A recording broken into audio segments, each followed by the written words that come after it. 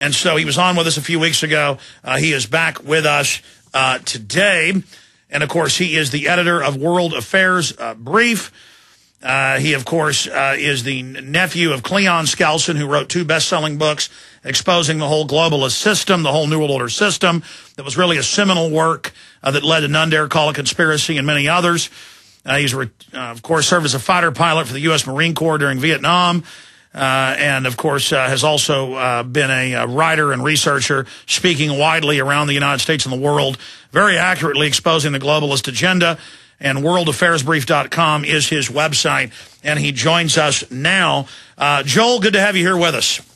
Thank you, Alex. It's good to be with you. I must say I was surprised at the overwhelming response I was getting at World Affairs Brief after our interview. It just seems like people are hungry to make sense of some of these contradictions that are out there. There's just an awful lot of disinformation and a lot of problem information floating on the web, and people listen, I think, to your show to get some understanding about that.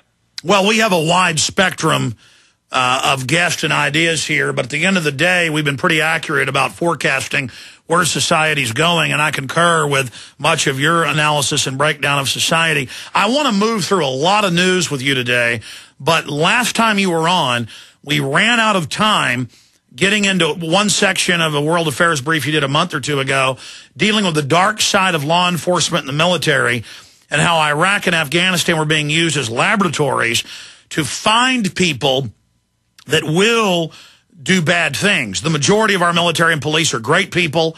I meet them all the time. I run into them. Literally every time a police car drives by, when I'm walking my dog or I'm in a coffee shop or walk out of a restaurant and police come over and they're oath keepers, they're patriots. They would laugh at us 10 years ago, but they heard us talk about this stuff. And now, 10 years later, they've seen it all come true, so they're really paying attention now. So I know they're good men and women. But for every 10 good officers, they find that sociopath, that psychopath, that control freak who's attracted to power, and they recruit them. And I've been aware of this from my own research and also studying other authoritarian systems like the Nazis and others and the communists. But you say you've got a lot of sources and have done some of your own research on it. So I'd like you to spend the balance of this segment on that. Then we'll spend a segment on whatever issue you think is most important. And then I've got a bunch of questions I want to throw at you on a laundry list of issues, and then phone calls, Joel. Great. You're referring to my article commenting on Top Secret America, the hidden world growing beyond control, the Washington Post put out. And as I point out, whenever a shill for the government puts out a supposed expose about government, it's a cover, it's a diversion. Because what they will reveal will be enticing, will be interesting, and they do drop a few secrets here and there, nothing harmful to the system. But what was totally missing from this whole 8-part series on Top Secret America was anything of substance about what is being done in secret, the difference between what I call the white side of government and the black side. And increasingly, what's been happening in the United States is the black side has been growing by leaps and bounds. And just to recap for your listeners, in every law enforcement agency of the United States federal government, whether it is the DEA, the CIA, the FBI, the INS, ICE, Immigration and Customs Enforcement, there are good guys, white side people, the type of people that you were mentioning and talking about, the type of people we expect to be in there. And they still recruit for that side specifically. They like to recruit a lot of Mormons, for example, who have been returned missionaries, clean cut. They make good, naive government supporters, and they come into the CIA and the FBI, and they make good believers because they're taught religiously to support their government and to support law and order. But, that could be a fault when you refuse to see what you see and what happens in government. And so there's an increasingly active dark side of every organization. And I'm convinced now, Alex, that the dark side of government, because of the increase in the use of private military contractors to breed and call out and to recruit unprincipled people, has grown to be larger than the white side on every one of these organizations now. And that's a scary thought. They're bigger than the white side now. And it's becoming increasingly difficult to hide the activities of dark side. Now, that's one of the reasons why I think Top Secret America was written, was to hide behind the excuse of overgrowth, over-complexity, over 2,000 private military contractors dealing with hundreds of federal agencies, some of them with no names that we don't understand, that are hidden behind multiple layers in the government. But I'm convinced that this whole thing is a charade to make sure that people have an excuse to be able to write this off as, well, we can't understand it, it's just too complex now. And that was the purpose of the Washington Post article. Well, they say 854,000 spies, but if you look at InfraGard, the clergy response teams, the Protestants, the Catholics, the Mormons, the rabbis, they have all, as part of a 9-year-old program now, been infiltrated and taught, when the martial law comes, tell them go to the FEMA camps. I mean, this is in the documents that we got 3 years before it was mainstream news. Then they had mainstream newscasts with preachers going, yes, during martial law, the enemy of the government is the people, not the people are the government, and the government serves them in the Bill of Rights and Constitution. And so there is this giant complex of control. And even though a lot of it's been secret, we've gotten a lot of the different pieces of it from good people inside government. And then later the establishment comes out and kind of hides it in plain view and puts their own spin on it. But this isn't the American way. This is more like the East Germans, to have, secretly controlling the churches and recruiting executives to serve as spies. And then you look at the architecture, Joel, the whole thing is pointed at gun owners, conservatives, libertarians, returning veterans, as the MIAC and Homeland Security reports show. None of it is pointed, except for PR purposes on the surface, at Muslims, at al-Qaeda. Absolutely correct. One of the things we have to understand, however, is that this program of integrating naive church people into the system is informal at best. It is not knit together in a closed, completely numbered call 1, 2, 3, and this is guaranteed to happen.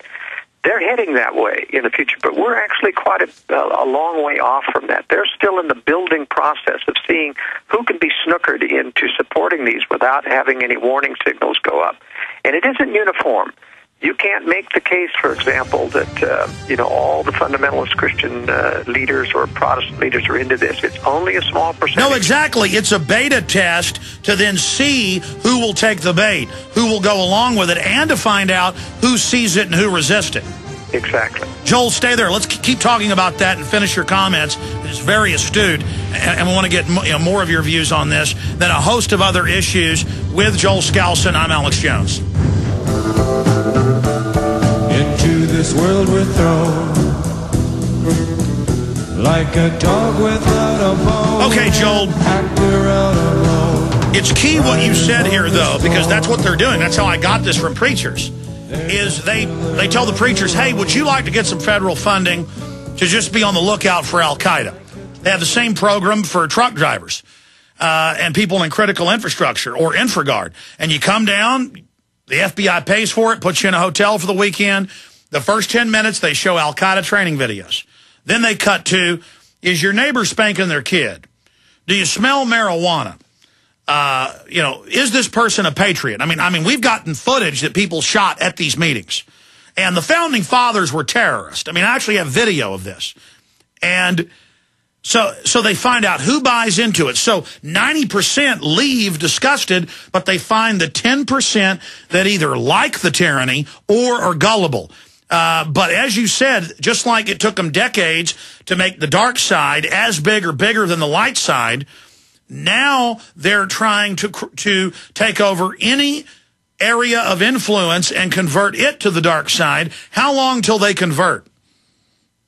Well, this is awfully hard to document because, as I say, there is a great deal of signing documents saying that you won't reveal anything about what you're shown at these presentations, so it's very difficult to get people to talk. I can tell you that psychologically, they're really playing up in Christianity by making it a beleaguered profession or a beleaguered religion, so that they induce people to want to get the protection of government. That's how they've duped in an awful lot of what used to be very, very conservative religious people, whether it was Falwell or Dobson or many of those other people, and got them to buy into supporting the Republican establishment, even though they were being betrayed by the Republican establishment during the Bush year. It was that elicitation of the concept that you can be mainstream, you can be protected, we won't criticize you, we'll give you good press, we'll make sure that good articles are written on you in Time and Newsweek, and that's what they got, good press. And believe me, a lot of those people, because our true side, as you know, Alex, has very, very limited funding, and everybody's looking out for, and they find out when you take a hardline stand that your funding kind of dries up.